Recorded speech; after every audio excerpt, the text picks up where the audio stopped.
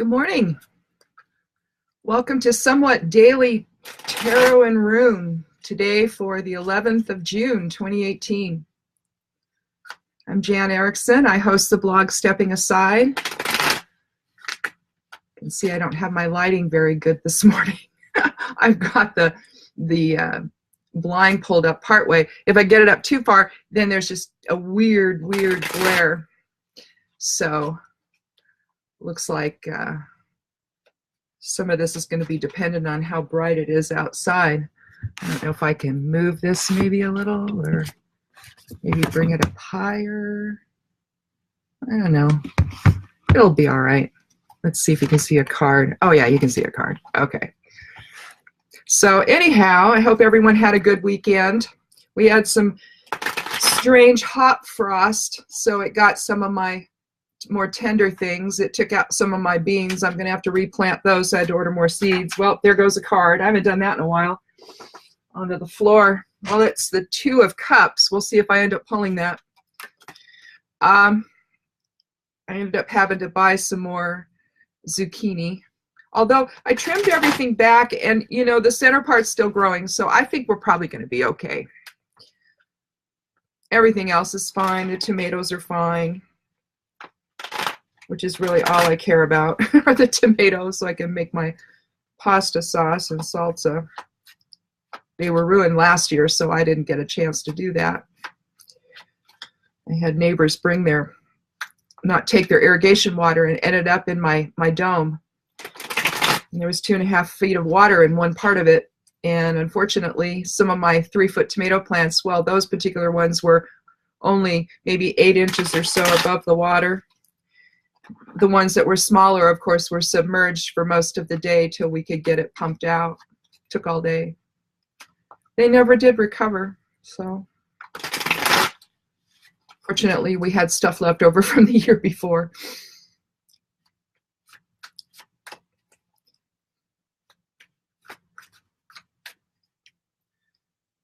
So I don't know if people like Mondays or not. I'm not a great fan of them. It's the day we start irrigation. We started in about an hour and a half, I think. And we have it until 8 a.m. Friday morning. We flood our field, so we don't use sprinklers on it. So here we go. Let's count 13.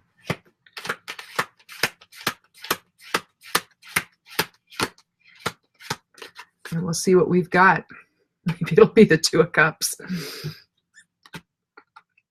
Nope, it's the Ace of Wands. Aces are interesting. They basically contain all of the qualities of the suit itself. Wands is our will. It's an active presence. You can see a hand forcefully comes out of, you know, the clouds there with what looks like a crude club. More of a wand than those staffs that are in the rest of the suit. Drives me nuts.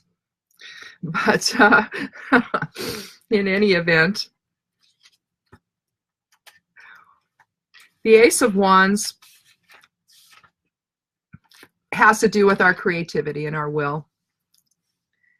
It also has to do with, it's a male card basically versus a female energy card. I hate to use the male and female because it's really not about gender. It's about, you know, the active versus the receptive presence, or the projective versus the receptive presence.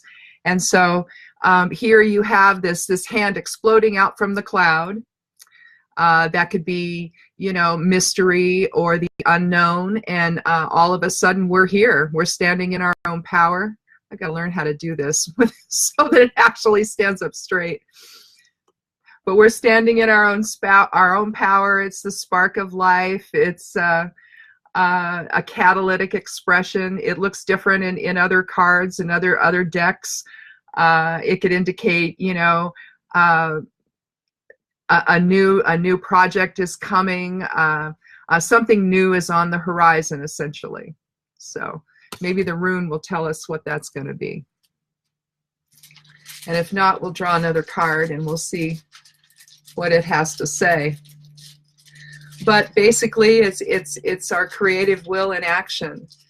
So what are we going to create today?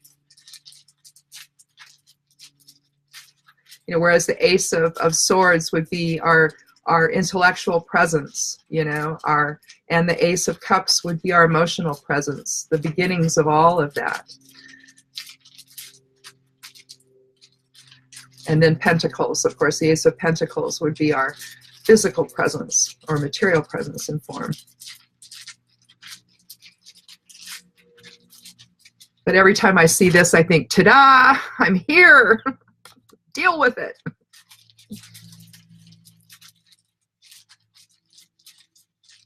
Just like there's no other possibility, right? It's almost like there's movement to it too, because you can see the some of the leaves are coming off of the wand itself. So are they like taking it out forcefully and saying here and knocking off some leaves in the process? So it's a strong presence. We're here. It could mean birth, you know, the birth of a child, like I'm here now.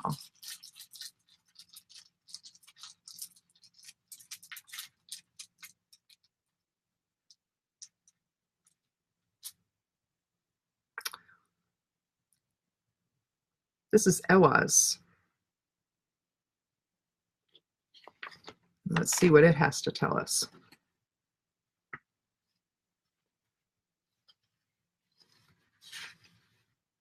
I'm going to use the book on this one because this is a water rune, okay? And it actually represents Odin's horse, eight-legged horse Sleipnir, which is interesting. This is about partnership. It could be about contracts and marriage and travel also. It represents the Merkaba. I wanted to open the little rune grimoire that I keep. I have my main grimoires, but then I like to separate things out so I don't have to get out the big book and all that. But I wanted to be sure of its order. It's the 19th rune of the Elder Futhark, and so 9 and 1 is 10, which reduces to 1, and that's new beginnings. And so really, you know, we perhaps got a new partnership then is forming today of some kind, or we're actually, one of the things I have written here is binding toward a mutual end. If you look at this, you've got, if you separate it out into two, you've got laguz back and forth, right? Forward and back. But here, I will show you laguz so that you can't try to figure it out on your own. But basically, laguz, we've talked about that, and it's just a little line with a hook on top. And you can look at, and sometimes what is cool about the runes,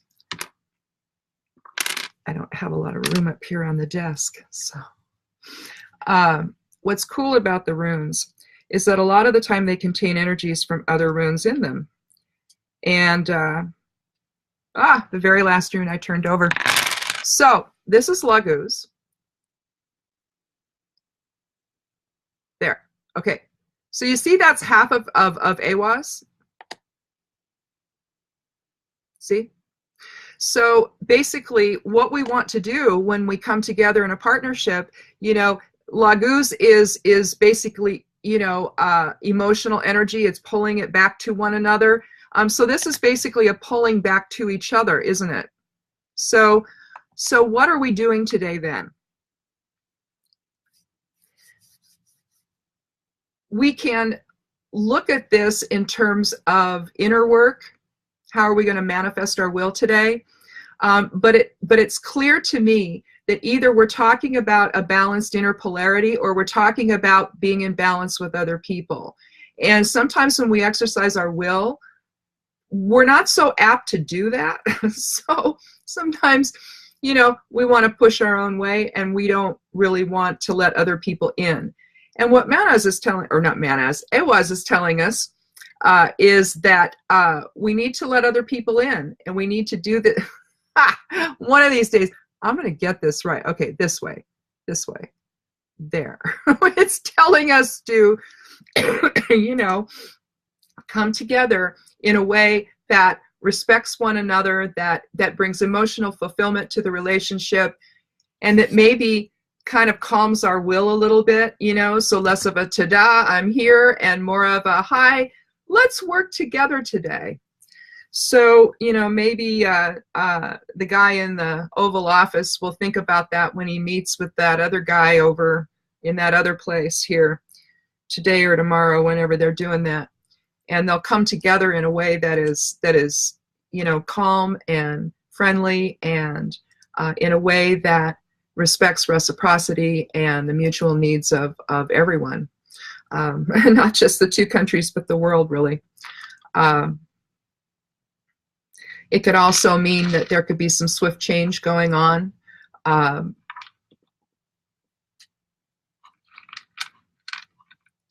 But basically what we're trying to do today is to pull toward us friendship and positive relationships with other people. When Manas, or I keep calling it Manas. Manas is like this, only it well, anyway, you'll see, it'll get pulled eventually. Oh, here it is. You see how it resembles it. Yeah, see. So anyway, I get that stuck in my head. But Ewaz is about pulling together in harmony, and so we want to make sure that our will is not, you know, damaging that in any way, because it can. I mean, it can't always be about, you know, what we want, but if we know something and we need to express ourselves, we also ought to be able to do that. We just need to learn to do it in a way that's respectful of the other individual. We see a lot of taunting that goes on. People busy themselves with other people these days, and if they don't happen to like what they're doing, they get real vocal about it, and it's uncomfortable. It doesn't respect the energy of what this rune is telling us, what Ewaz is telling us. Unfortunately, it respects more of this, and that's really what we don't want to see happen.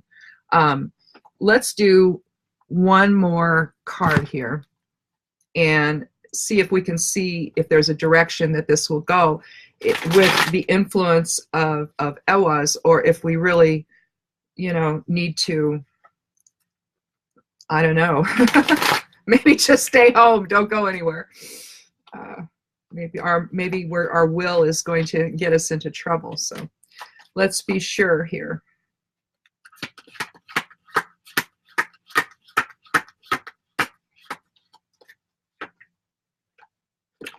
Well,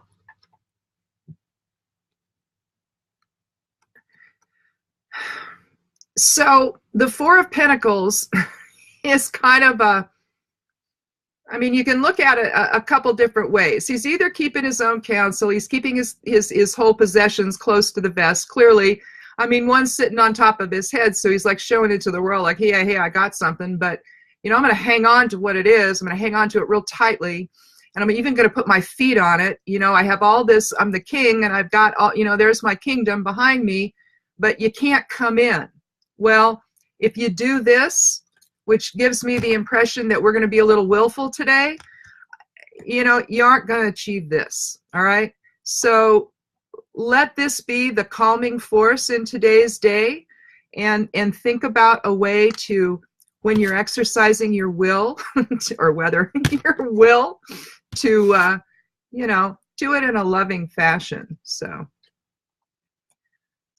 I don't know, Mondays aren't very good for people, I don't think. I think sometimes, you know, we're grumpy from the weekend or whatever, and, you know, no one wants to go to work, or no one wants to go out into the world, and so maybe we get there and we want our way, and we don't, you know, we don't want to listen to anybody else. So this is telling us that it's better to be in partnership than to go it alone. Remember that, Mr. Trump. So we'll see you tomorrow, and tomorrow's Tuesday. We'll see how it goes. I don't know. We'll see what the cards say, because I think that meeting's tomorrow. And fingers crossed, huh? Yeah. So have a lovely day, and thank you so much for watching, and blessed be.